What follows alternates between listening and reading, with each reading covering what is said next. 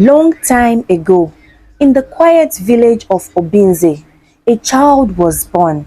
Her name was Amara. But on the very night she came into the world, her mother's life ended.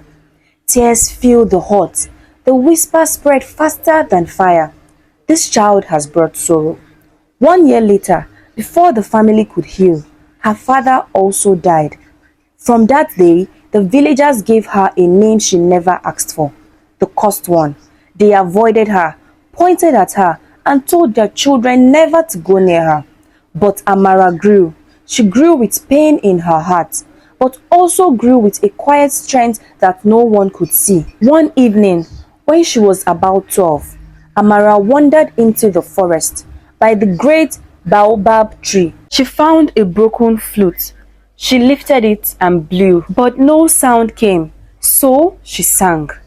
Her voice was soft, like wind over water, but something strange happened.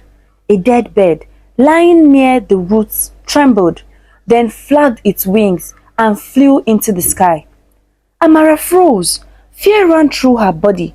She dropped the flute, shaking.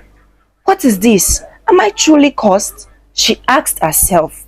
From that day, she hid her voice. She swore never to sing where anyone could hear her. Far away, in the king's palace, a boy had been born the same night as Amara, the crown prince, son of Oba Adeyemi.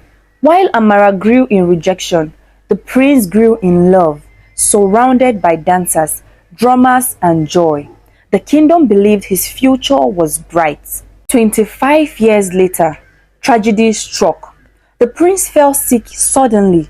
Despite all efforts, despite healers and medicine, he died in his sleep. The kingdom was thrown into mourning. Drums went silent. Markets closed. The king, already old, knew he could not have another son. Without the prince, the throne would fall into the wrong hands. In his pain, King Adeyemi made a desperate declaration. Whoever can bring my son back to life will be rewarded with riches beyond measure. That person will sit among the royals and never know hunger again. The news spread like wildfire.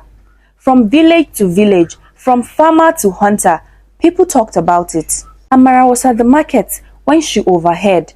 People were whispering, "Only a miracle can save the prince." Amara's heart beat fast. She remembered the bird. She remembered the power in her voice. Could it be? Could she, the rejected one, bring back the heir of the throne? That night, she dreamt of her mother. In the dream, her mother's spirit said, "My daughter, your voice is not a curse. It is a gift. Use it." Amara woke up with tears on her face. She knew what she had to do. The next morning, she took the old flute and walked to the palace. Villagers saw her and mocked. Where is this cursed girl going? But she kept walking. At the palace gate, the guards tried to push her back, but the queen, standing in her sorrow, looked at Amara with pity and said, "Let her try. We have nothing to lose." Amara entered the guard hall, where the prince lay cold and lifeless. Elders and healers watched, shaking their heads. Some laughed quietly. This one, she will only bring more sorrow. Amara knelt, closed her eyes and began to sing. Her voice was pure, carrying power no drum could match. The air shifted, the candles flickered. The sound touched every corner of the palace. And then the prince coughed. His chest rose. His eyes opened slowly. The queen screamed with joy. The king fell to his knees, thanking the heavens. The people shouted, "Miracle! Miracle!" Amara, the girl they once called cursed, had given back the life of a prince. But not everyone rejoiced. Among those watching was the king's younger brother, Prince Olakanmi. For years, he had waited for his chance. If the king died without an heir, the throne would be his. Now, because of Amara, his dream was shattered. Rage burned in his heart. That night, he met secretly with a few corrupt elders. This girl must not stay in this palace. If she remains, she will expose us. Amara had no idea. She was only happy to be accepted for the first time in her life. Days later, Amara's childhood friend, Chuka, came to her in secret. He whispered, "Amara, the prince did not die by sickness. Someone poisoned him." Amara's eyes widened. "Who?" she asked. Chika hesitated, then said, "The king's own brother, Prince Olakomi. He wanted the throne. He thought if the prince died, the kingdom would fall to him." Amara's body shook. She realized the danger was greater than she thought. The next day, during a royal gathering, Amara stepped forward. She told the king everything. The hall went silent. All eyes turned to Prince Olakomi. He laughed nervously, denying it. But the king ordered a search of his chambers. They found the poison, the same poison that had killed the prince. The truth was out. The villagers were furious. They had never expected betrayal from their own royal blood.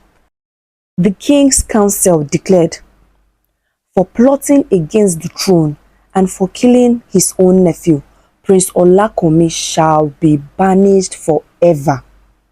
The people dragged him out. His cries filled the air, but no one listened. He disappeared into the forest, never to be seen again. Peace slowly returned to the land. Grateful for her courage, the king invited Amara to live in the palace. The prince, now strong and full of life, grew close to her. In time, he confessed his love. The same villagers who once rejected Amara now celebrated her. They said, "We called her cursed, but she is our blessing." Soon after, the prince married Amara. She became queen, but she did not stop there. She used her voice to heal the sick, to comfort the broken, and to give hope to the hopeless. Amara gave birth to a son, a beautiful prince the people believed was born with the light of heaven. From then on, Amara was no longer remembered as cursed. She was remembered as a gift. And so, the story was told under the moonlight, year after year.